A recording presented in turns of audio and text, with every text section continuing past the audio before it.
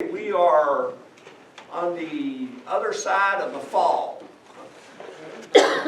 Chapter 3 was Adam and Eve fell from God's favor, and they no longer had a face-to-face with God because of their sin and their rebellion. And we found out that all the parties involved in it, God cursed them in a certain way because of their disobedience. So we're picking up in chapter 4 tonight, and the first murder, sibling rivalry, chapter 4. It says in verse 1, Now Adam knew Eve, his wife, and she conceived and bore Cain, and said, I have acquired a man from the Lord. Now once again, let me stop and say that word knew is, it's used here of sexual intimacy. Matter of fact, if you remember, it talks about Joseph did not know Mary until after the birth of Jesus. Whenever the Bible used that, it talks about a fullness of intimacy. So, it's not that they didn't know each other, but they didn't know each other the way they're supposed to know each other. So this really relates to their sexual intimacy. And so he knew his wife, and she conceived and bore Cain.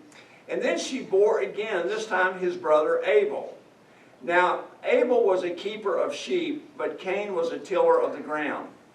And in the process of time, and we don't know how long that was, the Bible doesn't say, but we just know some time elapsed, the brothers grew up, they became old enough that Adam had taught them how to work, the importance of work, the ethical goodness in working hard, because God had told Adam, he would work to the sweat of his brow.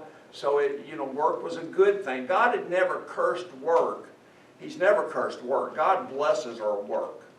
And work would be more difficult for Adam. But it's always a blessing to work. How many of you know it is a blessing to work, isn't it? Isn't it a blessing?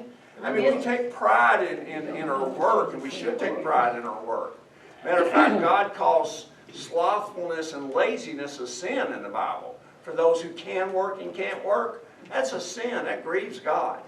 And so the boys grew up, and they were old enough that they started to provide for themselves and their family. And so here it comes. In a process of time, it came to pass that Cain brought an offering of the fruit of the ground to the Lord. I like Cain. He brought some produce, didn't he? He didn't bring the best. But Abel also brought of the firstborn of his flock and of their fat. So he brought a fat calf. He brought a fat sheep, what he did, right? Right. And the Lord respected Abel and his offering, but he did not respect Cain and his offering. And Cain was very angry, and his countenance fell. Now, a lot of times, how many of you know that you can usually read somebody's disposition just by looking at them? Yeah. His countenance fell. I mean, when someone is deeply disappointed, you can see it. It's written all over their face, right? So Cain was disappointed that God didn't accept his offering. And the thing about it is here, Cain should have known better. Because you think about what had transpired here, what they're actually doing here is they're worshiping God. They're bringing offerings to God. And we're going to see right now at the very beginning that you can properly worship the Lord, but you can also improperly worship the Lord. That God doesn't accept all forms of worship, no matter how sincere you may be. Cain was sincere to the point where it upset him that God didn't accept his produce offering. But isn't that all he had to offer? Because that's what he did. That was what his, But it wasn't his best.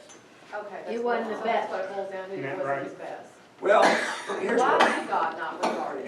here's what we got to look at. Here's what we got to remember. What happened? What did God do when Adam and Eve sinned? God killed an animal. Adam didn't have to kill that animal. God killed an animal and clothed them with skins, right? So what do you think he told Adam to do with that carcass of that animal? Eat it. Where? Burn it. Or burn it? Build an altar and you burn it. They couldn't- Oh, They that's couldn't right. eat it. You build an altar, and what actually happened was God would show his approval, whether or not he approved of worship. Back in the day, a fire would come down from heaven and God himself would burn up the sacrifice. If you remember in Elijah and against the prophets of Baal, he built an altar and called on God, and fire came down and consumed the offering. So that's how they knew, that God said, just lay the animal up here. He gave them the skins, and then God consumed the animal on fire. So he was teaching Adam how to properly approach God.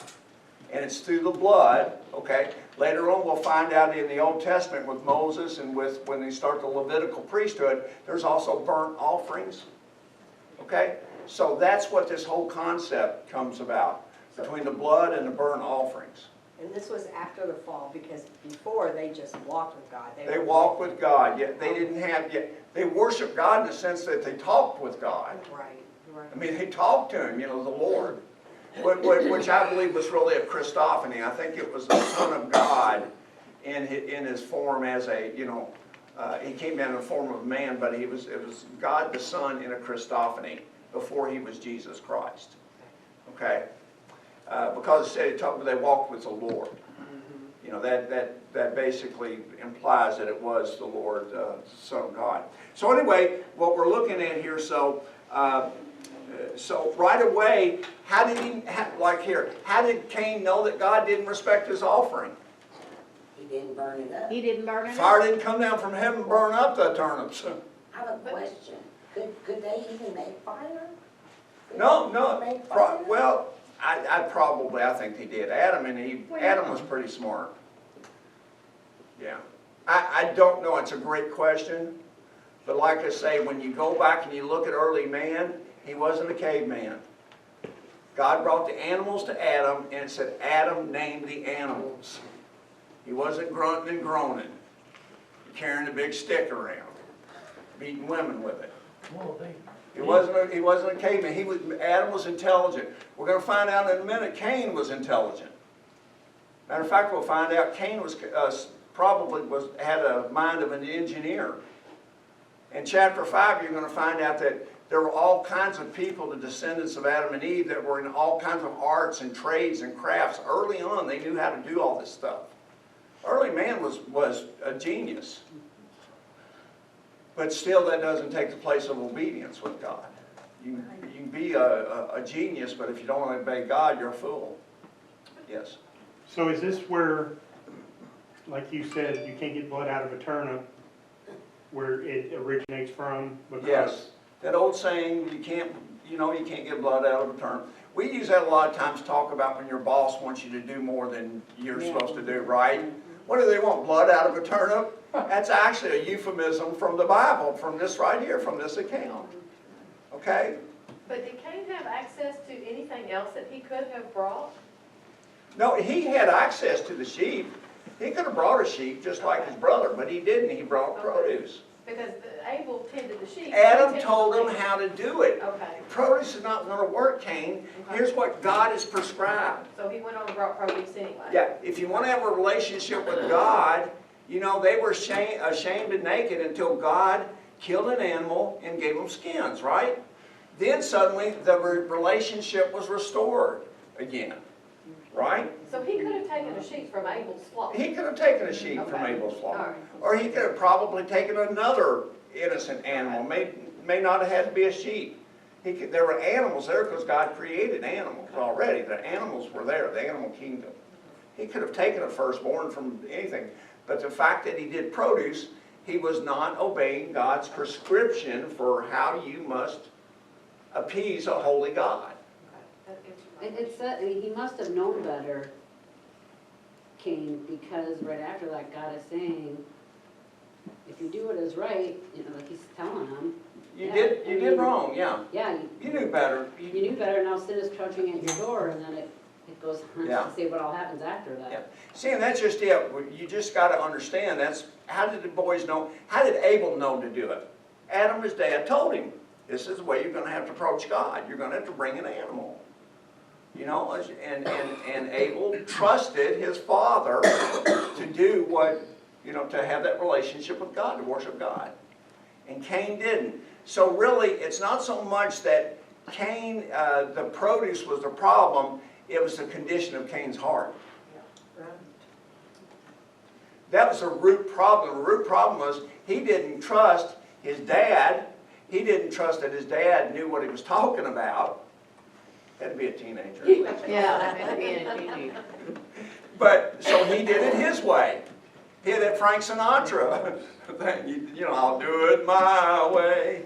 And he did. I did that. It didn't work. It doesn't work, Did it does it? work? Yeah. I'm just thinking about myself with tithing in the past.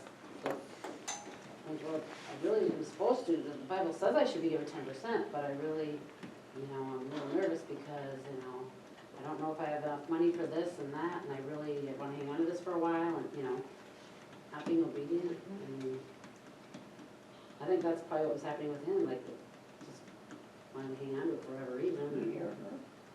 Probably so. It's a trust thing. He didn't, but the main thing is, you gotta remember, Adam and Eve's fall was drastic. Just think of it. They walked in the garden with God every day. It said they walked with the Lord every day in the evening in the garden. You know? They had it made. They had it made. Yeah, and And they then really messed suddenly, up. and then suddenly they disobey God. They both disobey God, and here's the consequences.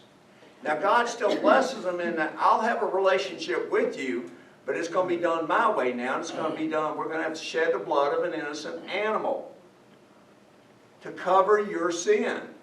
So right away we see a prototype of Christ moving forward. God says, without the shedding of an innocent blood, you'll have no relationship with me. So from the very beginning, we're seeing that it takes the blood of an innocent creature to appease God. I think there could have been a little pride issue there, because he's thinking, I did this, look what I did. Ain't these the Probably. best maters you ever seen here? He probably had blue ribbon produce. I mean, he got mad enough to kill him, He so. probably had the best, and that's just it. Going back again, it doesn't matter to God, no matter how good our works are. The Bible says our works are as filthy rags. All of our works are as filthy rags before God. That's why we're saved by grace, not by works. No works can save us. So even here you see his best work. I'm sure he had the best produce. But it didn't matter. It wasn't what God expected or demanded. Yes, Mike? Well, I was just going to mention when Abraham took Isaac up on the top of the mountain to sacrifice, and Isaac said, "Where's the sacrifice?" You know, God will provide. You know? Yeah. And, Isaac was trusting Abraham that his father knew what he was doing. And then what happened, God provided to the last minute a ram, and Abraham took that and killing his son. So it comes down to the condition, who are you going to trust? Right? Who are you going to trust? You know, it comes down to people today, are you going to trust that the Bible is really God's Word? Because if you don't trust it, you don't doubt it, you're going to look at this as a bunch of stories. That's why I'm going through Genesis 1 through 11, because really when you look at it, it looks like just a bunch of fairy tales, right? How does man live to be 930 years old? Look around. Does anybody live that long today? No. A global flood? Anybody seen a global flood in their day? No. But these things are history. This is history. This is facts that we need to understand so that we can defend our faith. So where did the pyramids come from? Well, it says Cain went and built a city.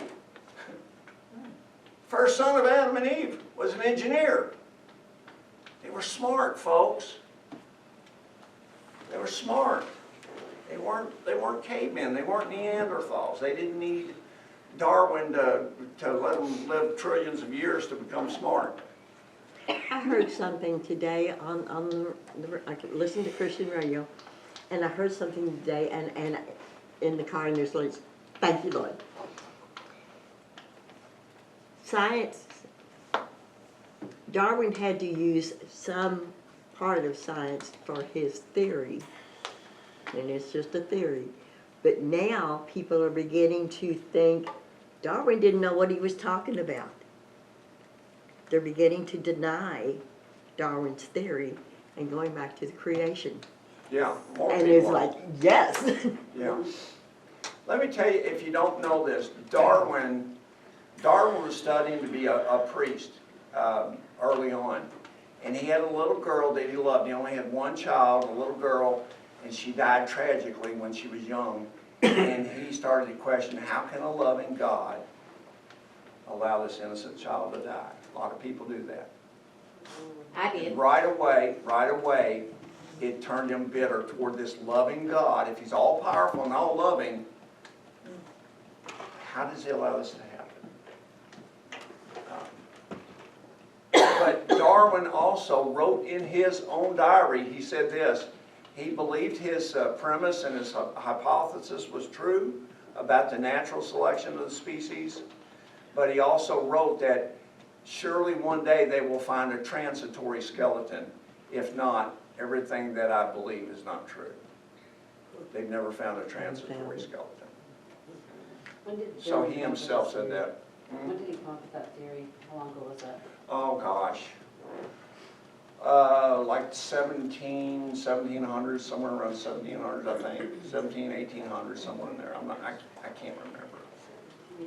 But here's the thing about it. Darwin, listen, Darwin is buried in the basement of the Anglican church in England.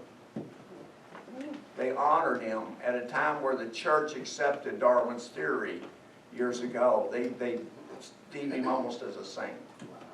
And he's buried in the church, in the basement of an Anglican church in England. Okay, so anyway, let's go on here. So you see here that right away Cain understood immediately that his offering was not accepted. Why? Because the fire didn't come down and consume it. The produce just sat there. And that got Cain extremely angry. Okay, and it's probably pride, John. Like I said, it's pride. Why? You know why? You know, I know Dad told me to do it this way, but this was my best produce, and I'm bringing God my very best. And still, our very best does not assuage the wrath of a holy God. And so his countenance fell. So the Lord said to Cain, listen to this. So the Lord said to Cain, why are you angry? And why has your countenance fallen? Now, do you think God really didn't know? It's kind of like when he came in the garden with Adam and he said, Adam, where are you? Did God not know where Adam was? He knew where he was. He was hiding behind that tree over there is where he was. Adam, come out from behind that tree. Right? So, you know what? And once again, it's Jesus does this in the Gospels too. I don't ever notice it. But Jesus is always fishing for a confession. He'll ask them a question. Why do you call me good? Well, why did you call me the son of David? Why did you do that? And he's fishing for a confession. Here, he's fishing for a confession. When he asked Adam where he was, God knew where he was. He was wanting Adam to come out and say, God, I'm sorry. He'd come right out and home and say, oh, forgive me, I messed up. No, he hid behind a tree. And then when he came out, he said, it's not my fault, it's that woman you gave me. Right? So the victim mentality began at the dawn of time. It's not my fault. That's what we do, make excuses, right? So anyway, so he said, why is your countenance fallen? And if you do well, see, he knows right from wrong. If you do well, will you not be accepted? In other words, he could have now gone back and said, brother, I need one of your sheep. He could have done that. He had a chance. God gave him an opportunity there to correct his improper worship, and he didn't do it. He listened to his pride. He didn't want one of his brother's sheep. Well, he probably didn't, you know. Abel was his little brother, too. He didn't want his little brother to know that he had done it right and he had messed up, probably. He's like, I'm a genius. Why do I need my brother's sheep? I can give him this produce, but it's not about the produce. It's about doing what you're told. Okay? Let there be light. And he says here, if you do not do well, sin lies at the door, and its desire is for you, but you shall rule over it. And God gives Cain a picture of, there's a door you're getting ready to walk through, and then on the other side there's a lion just crouching, ready to devour you. And that's kind of what Satan is described in the New Testament as a roaring lion, Yep. prancing, walking around seeking who he can devour. So God gives him a choice. You know, Cain has a chance to think about this. You know, God says, okay, Cain, look, okay, you messed up. But if you do well, you know, you can correct this. And Cain didn't do it.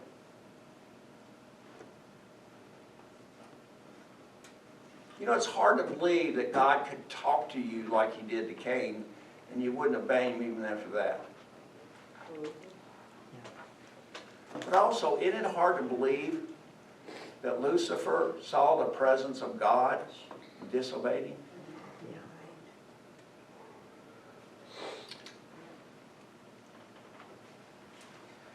So, and it says here, its desire is for you, but you shall rule over it. And this is the same sentence, syntax, and structure of sentence where Adam tells Eve, or Eve, God tells Eve here in the same thing in chapter 3, you will want to rule over your husband, but he will rule over you. It's the same Hebrew syntax there.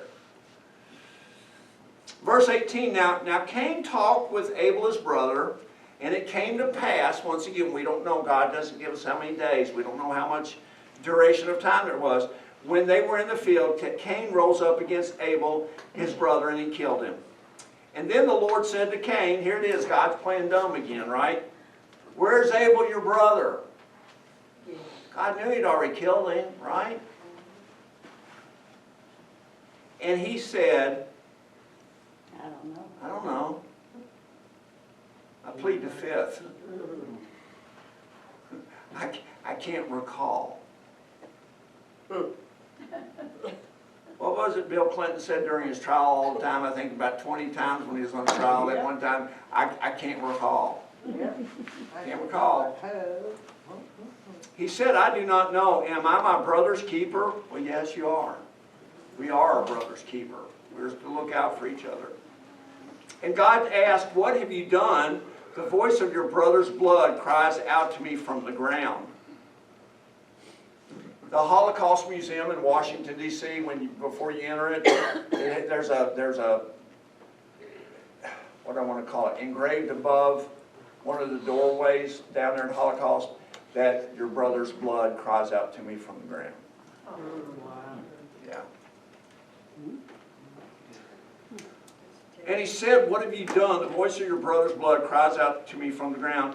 So now you're cursed from the earth, which has opened its mouth to receive your brother's blood from your hand. See, God already knew. He told Cain what he did when Cain wouldn't admit. Right? He tells him, I know what you've done. You shed your brother's blood. And now you're cursed for it. When you till the ground, it shall no longer yield its strength to you. So here, once again, he was tilling the ground. He was a farmer like his dad. Okay? He still had to work. And before this happened, he could produce produce, because it's what he brought to worship with, right?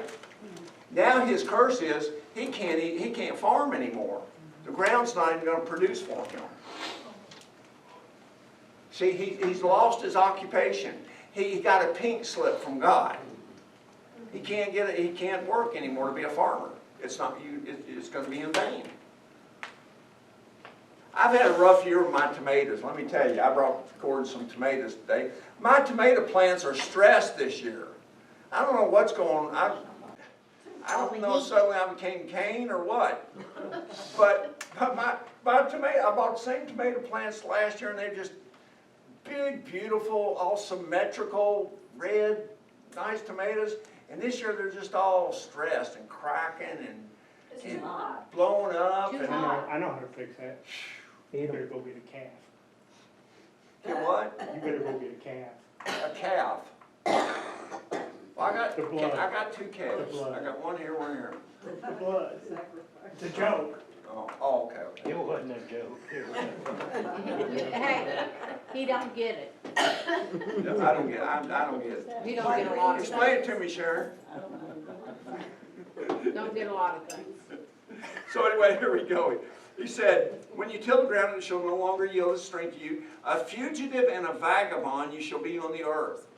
So basically God just said there's really nowhere for you now. And he's dispelled from the presence of Adam and Eve. He's filled with shame and guilt, because he's a criminal. He's the first murderer. He's a criminal now. How can he go home and face his parents? So he has to leave. In verse 13, and Cain said to the Lord, once again, let's go back to this. When God says, Cain, where's your brother? What's he want him to do? God, I am He wants him to confess. confess. And Cain doesn't confess. He says, I don't know. Just like God wants you to confess your sin. That's right. He knows we're sinners, but he wants us to humble ourselves. And once again, the greatest barrier to reaching God is our pride. And Cain said to the Lord, my punishment is greater than I can bear. He didn't say, God, I'm sorry. He's worried about himself. See what he's doing? Once again, he's a victim. It's not my fault. My punishment is greater than I can bear. Surely you have driven me out this day from the face of the ground. I shall be hidden from your face. I shall be a fugitive and a vagabond on the earth. And it will happen that anyone who finds me will kill me. Okay? Now, some people say, now, wait a minute. If Cain and Abel are the first children of Adam and Eve, why is he worried about other people going to kill him, right? Here's why. He says this. Adam and Eve would continue to be obedient to God, and they would be fruitful and multiply. And God said he would greatly increase her pain in her childbirth, but Genesis chapter 5 says that Adam and Eve had sons and daughters. They would populate that known world pretty quickly.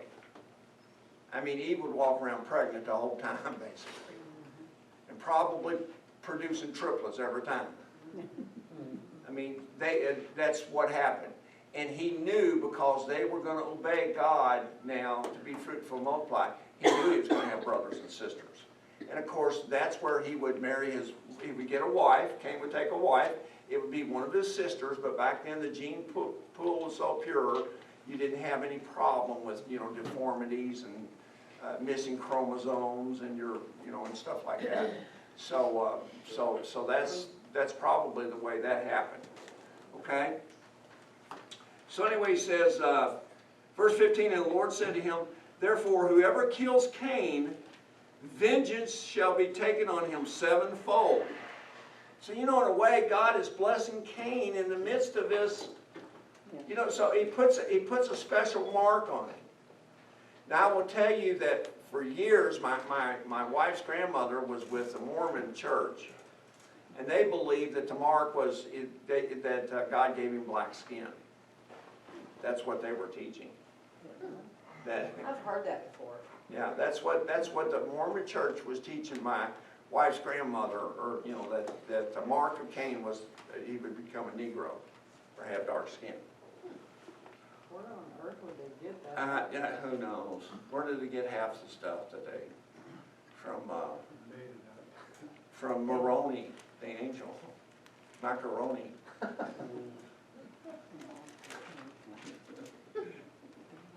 Anyway, Joseph Smith if you don't know the revelation of the Mormon church, Joseph Smith was the founding fathers who claimed that an angel called Moroni led him to a field where he found more revelation that's greater than the Bible. So his name was Moroni, according to Joseph Smith. So I just call him macaroni. So therefore he said, so the Lord said, therefore whoever kills Cain, vengeance shall be taken on him sevenfold. And the Lord set a mark on Cain, lest anyone finding him should kill him. Okay? So there's your first murder. So there we have improper, right here in this, we find improper worship leads to God being displeased. We find out the power of confession. If you confess, God is always fishing, inviting you to confess your sin and get clean with Him. Okay? You have an issue of pride here. You've got sibling rivalry, right? And then you've got murder. And it's right here in chapter 4, right at the dawn of time. And all this happens almost right after Adam and Eve had fallen, you know. Well, within a few years, the boys had to grow up, but. What do you think the mark was? Could that have been the dark skin? I think he probably had a tattoo on his arm that said "Mom." I have no idea what the mark was. You're supposed to know that now. You know everything else. Steve, that was a joke. I have no idea. Did you hear that? That's a joke. That's a joke. Crosswood Doll doesn't know either. Yeah. They don't. Because you know, if you do "Mom" and then if you turn it upside down, it reads "Wow." So either way. This little commentary in here Yeah. says, you want to know a chilling fact, the Hebrew word used here for killed him is used elsewhere for sliced the throat. This monstrous act that Cain said in effect, you want a sacrifice, here's your sacrifice, God. So according to that, he slit his And the throat. blood spilled onto the ground as Abel's lifeless body collapsed into Cain's arms. Yeah. And God still gave him the mark as grace. Hit him with a rock. Oh, it doesn't say how he killed him. Why does it, am I the only one that's ever heard that? That's because you play rock music all the time. No, I ain't got nothing to do with that. You got rocks Over in there. it. That was a joke. That's a joke. That was a That's joke. a joke. Well, That's a joke. There's 1,000 comedians that work. Probably because Okay. they went out in the field and people think that they didn't have tools Yeah, or anything else, so that's what I'm guessing. yeah. Well, the mark definitely made it different because whoever would find him would not kill him. Yeah. It definitely made it different. I don't know, maybe God made him a redhead. Hey now, Hey now. hey, that's where you get the difference. That's where you get the difference. Oh, God, have You know, mercy. my brother took a screwdriver, stuck it in my head, and I went to my grandma, and she was like, ah! But I lived, I'm sorry. Wow. Sibling rivalry, right? Yep. Yeah. Is he redheaded too? Oh, yeah, See? There you Redder go. than mine. I'm telling you. yep, oh, I know, This might just work out to be it. might be. All right, verse 16. Then Cain went out from the presence of the Lord and dwelt in the land of Nod on the east of Eden. So he went out to the east of Eden, and then later on, when as people started to build a city and become a community with him, of course they named the land, and they named it then Nod. So he didn't go out to a place that was already called Nod, because there wasn't anybody there. You understand what I'm saying? So this is after Moses is giving this to God. Listen, you guys, you've got to remember, Moses was up on that mountain for 80 days. That's why you got 5 chapters in the Old Testament. I mean, he didn't just get 10 commandments. He got 5 books of this Bible, because he was with God one-on-one for 80 days. Wow. So Moses is reflecting back on something that happened previously. So now the land he would know as the land of Nod is where he went. And Moses and the Israelites, that land of Nod or that city might even still be in existence at that time. They might have known about it, see? So that's what it's talking about here. Enoch was Cain's son? Yeah. Okay. Well, there's a couple of Enochs. Enoch was a pretty common name, almost like Okay. John Smith. Okay. Is in, All right. yeah. Or Mike. If you go to the Baptist church, Mike is a famous name. And Cain, and here we go, and Cain knew his wife, there we go again, he knew her, sexual intimacy, and she conceived and bore Enoch. And he built a city, and he called the name of the city after the name of his son, Enoch. See, Cain went and built a city. He didn't go hide in a cave and draw pictures on the cave wall. Right. I think all those cave wall pictures happened after Noah's flood, after the Tower of Babel, and the languages were scattered. That's when I think all those cave drawings happened personally. And they were trying to find out, okay, what do you call this? And they draw a figure of a cow, and if somebody said baboon, no, that's not, hey, come here, wait a minute. You know, I mean, I think they had to use pictures to communicate so that they became a community again. I think that happened at the Tower of Babel, personally, but. So anyway, and he built a city and called the name of the city after the name of his son Enoch. To Enoch was born Irad, and Irad begot Mehujael, and Mehujael begot Methusael, and Methusael begot Lamech. Okay? Then Lamech took for himself 2 wives. The name of one was Adah, and the name of the second was Zillah. And Adah bore Jabal. He was the father of those who dwell in tents and have livestock. His brother's name was Jubal. He was the father of all those who play the harp and the flute. They had musical instruments early on. Right? And question, Yes. was that common for them to have more than one wife? Not at this point, they don't really say at this point, but later on, polygamy was definitely okay early on. What? Yeah. Francis Lamech had Was 2 there a wives. place Yeah, in that's the what it Bible? said, 'Cause yeah. it's like there's a lot of polygamy in the Old Testament, but then all of a sudden it comes to, was there a time in the Bible where it specifies, okay, just one? The biggest reason why, I think more for anything else, God said it was okay, as long as, everything was a farming community back then. They needed farm hands, so they needed to have a lot of kids. But, you look at Adam and Eve, and a lot of people say, well, you should only have one wife, because Adam and Eve. But that was the only woman Adam could have at that time was Eve, It's the only one available. right? Yeah. So then later on, the Israelites, Jacob had a few wives, and even a maiden, he birthed with a child, and God doesn't condemn that during that time. It's a matter of fact, okay? So later on, I'm not sure when it changed, to be honest with you. I'm not sure.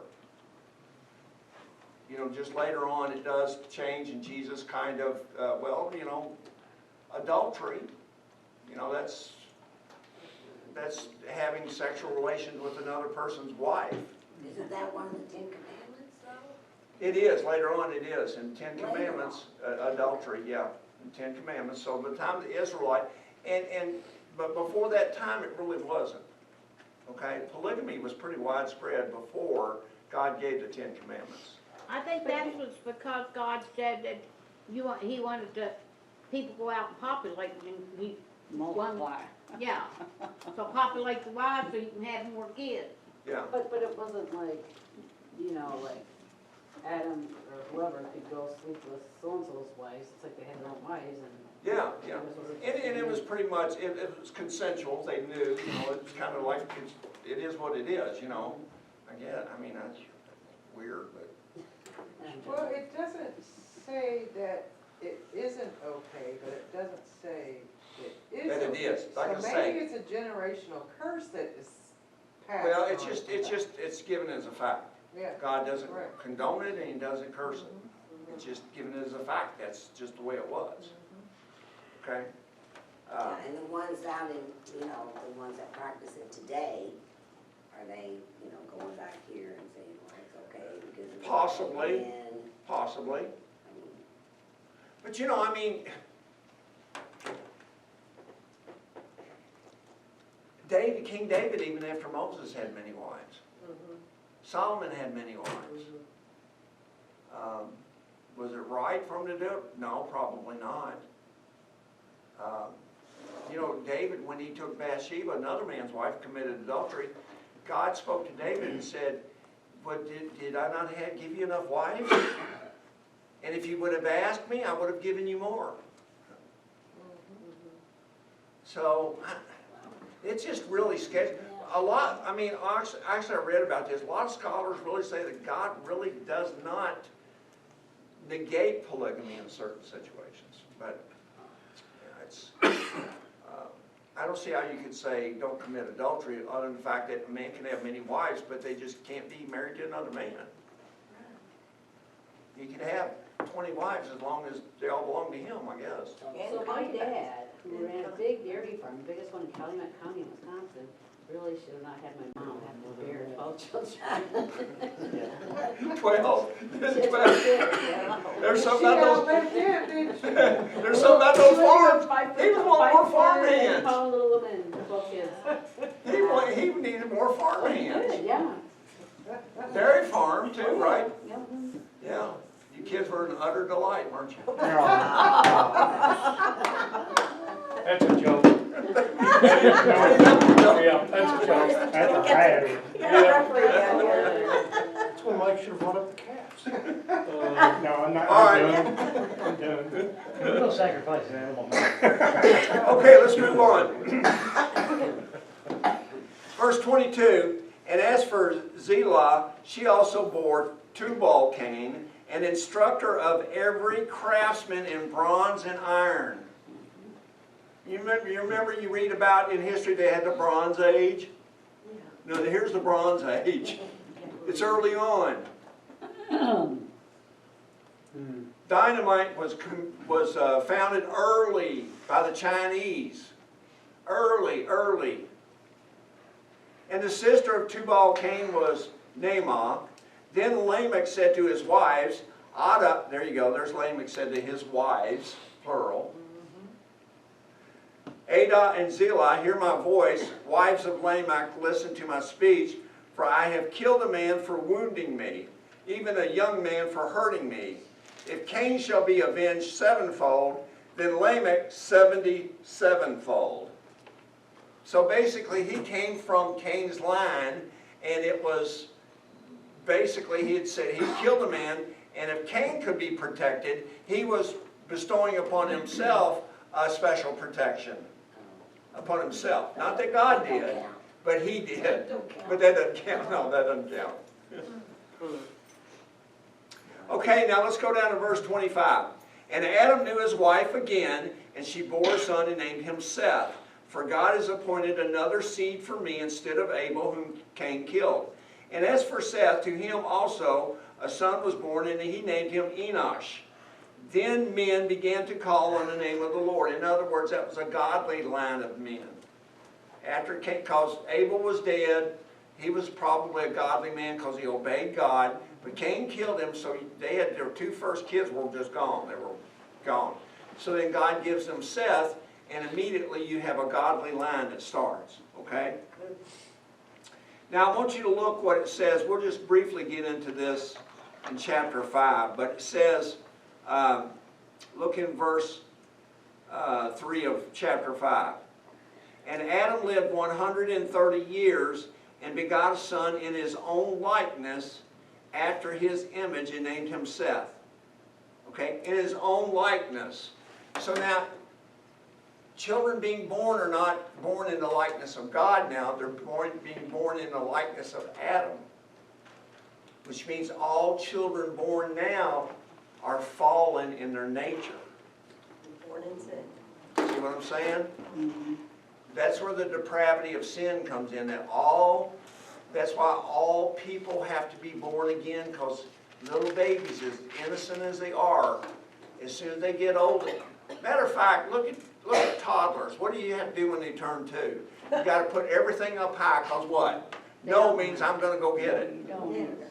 They're immediately disobedient. In fact, how many have to teach children how to disobey? Yeah. Just the opposite, all right? That's the sin nature that's in us as human beings. We have to teach our children to obey, not disobey. But anyway, let's go on down here. He said, Verse 4, after he begot Seth, the days of Adam were 800 years, and he had what? Other sons. Sons and daughters. Adam and Eve, after they messed up, they were going to be fruitful and multiply. Can you imagine being that old and having a kid? Well, those Who has days... the energy to run after I them? just can't imagine being that Well, old period. well, you gotta remember though, was he lived to be 930 years old, Adam did. Yeah. The longevity of life, listen, the longevity of life is gonna return during the millennial of Christ. People born during the millennial of Christ, 1,000 years, are gonna live, it's gonna be a return of this. Remember we studied that in the Old Testament? That it says it'll be a shame if a child dies at the age of 100, remember? So during the 1,000-year reign, it's going to be a return to the longevity of human life on the earth. Because Christ is sitting on the throne. And he's walking with men again. I just got cold chills thinking about that. See? All right? So that's Genesis chapter 4. Any questions? Comments? A comment. We didn't have a praise, and I thought, oh, that's not good. We need to have praise. And Betty took me out tonight. We went over to McDonald's, and I asked the Lord for boldness, and so the place was not crowded. So there was one here, 2 here, 3 here, 2 here. And I caught just about everyone in there. And the wonderful part of it was that they all totally agreed with me. Amen. That is a praise. They agreed. There was one, I take that back, one woman said she did not get, it was those $1 million thing, those papers. She didn't get it? She said, I said, look on the other side. It is the 10 Commandments. And she said, man put those out. Man wrote those 10 Commandments. You can't trust man. So she had a bad attitude. But guess what? She took one. Maybe she'll read it. Yeah.